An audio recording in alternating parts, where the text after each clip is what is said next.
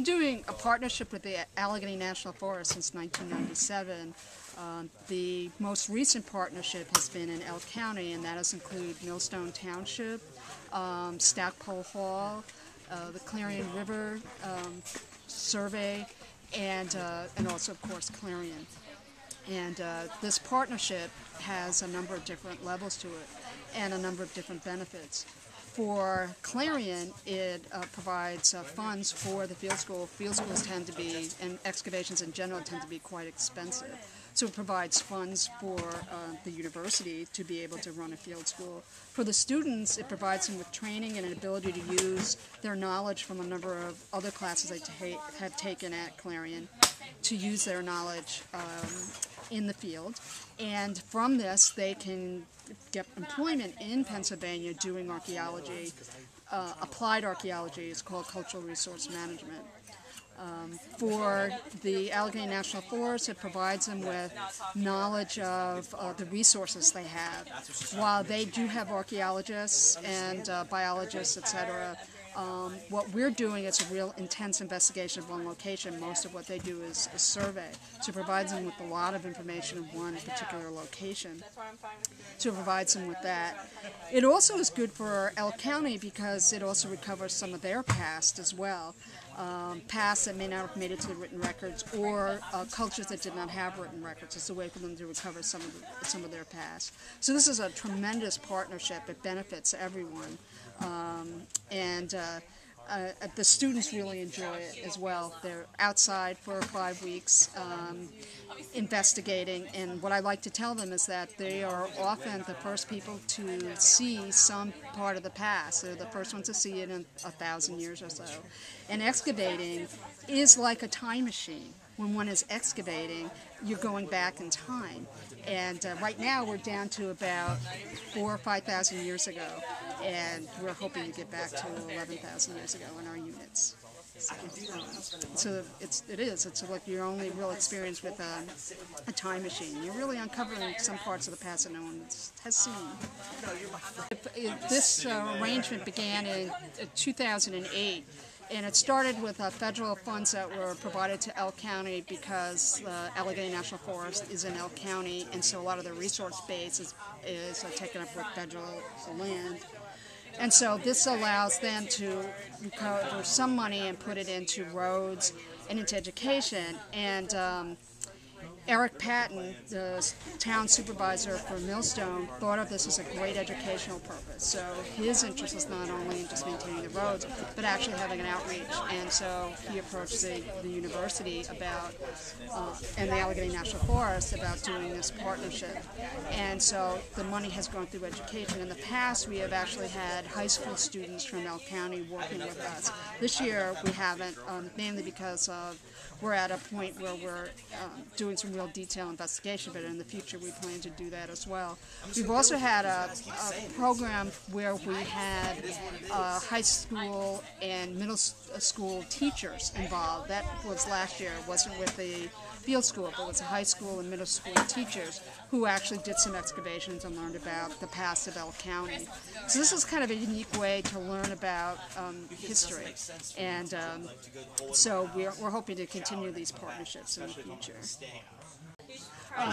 When they first start, a lot of them have never even held a shovel or have applied the Pythagorean theorem to, which they do in this, which is a lot of fun to make them realize that that's something that's relevant, or used any kind of fancy equipment. And in the end, they've learned how to map, how to use a transit, all kinds of things. And it's really fun. At the beginning, I have to spend an enormous amount of time with real detail. Towards the end, they begin recommending ways of doing things to me, and that's really kind of neat. So, this is a better way to do it. So it's really neat to watch them go through this transition where they start off being really tentative, and this isn't a class where you memorize things. You have to rely on your own common sense and also your own observations.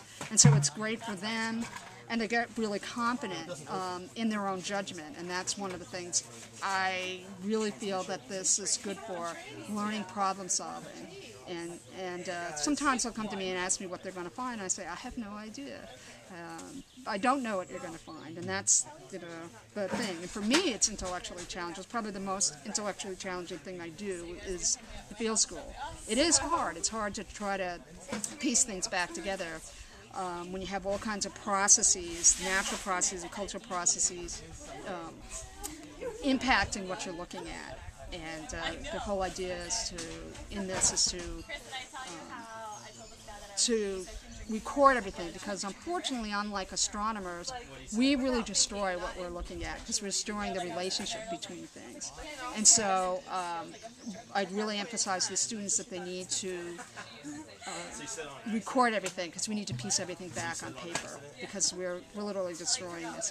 And we have an obligation to the site and to the people who actually created this site, the cultures from the past. We have an obligation to try to tell their story. So, and anything that's 50 years or older is considered culturally significant.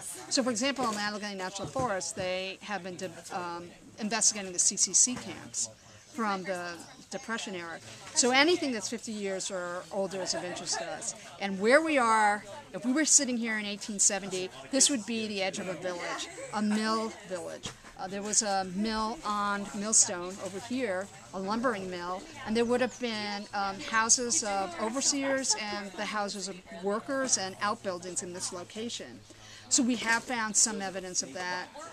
It's the sorts of things we're finding are construction material, sheet midden, which is this midden that is thrown out of the door before there was garbage collection, and we're finding some domestic refuse associated with that, a sleigh bell, those sorts of things. Underneath that, we have an occupation that dates to the Middle Woodland stage. That's a term that archaeologists use to represents a period. And that site, it dates to around AD 200. And what we found with that is prehistoric pottery, the debris from making stone tools, some what archaeologists call features, which are non-portable artifacts, and essentially what we have are fire-reddened soil. We also have a collection of fire-cracked rock, and we're investigating what those are associated with. Then we have an even earlier occupation. It's a Brewerton phase, late archaic site, and that site occupation dates back, could be conceivably as early as 3900 BC in that range. So back, and at that point, Native Americans were using baskets instead of pottery, and were hunters and gatherers. They may have had a base camp that they lived in seasonally, would have come down here for the resources along the river.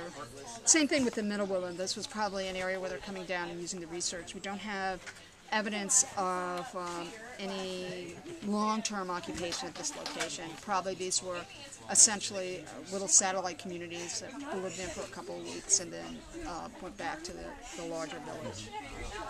We found prehistoric pottery, and the great thing about that is it is diagnostic. That's a term that archaeologists use to mean that we can tell what time period it comes from based on the decorations. Just like our clothing goes through styles, artifacts, objects used by the Native American Indians and also by the historic site that was here go through different styles, and we can look at them, we can date them. And so the pottery dates to about AD 200. We also have a radiocarbon date from that location that associated with the pottery that dates to that period of time, so that fits. We have found a projectile point. Most people would call them arrowheads, archaeological projectile points, because they're not always arrowheads. And so we have projectile point, the Brewerton point. We also found a celt, which is a woodworking tool. We found hammerstones used for making stone tools and for other purposes, and probably part of a pestle used for grinding either nuts or corn or something like that.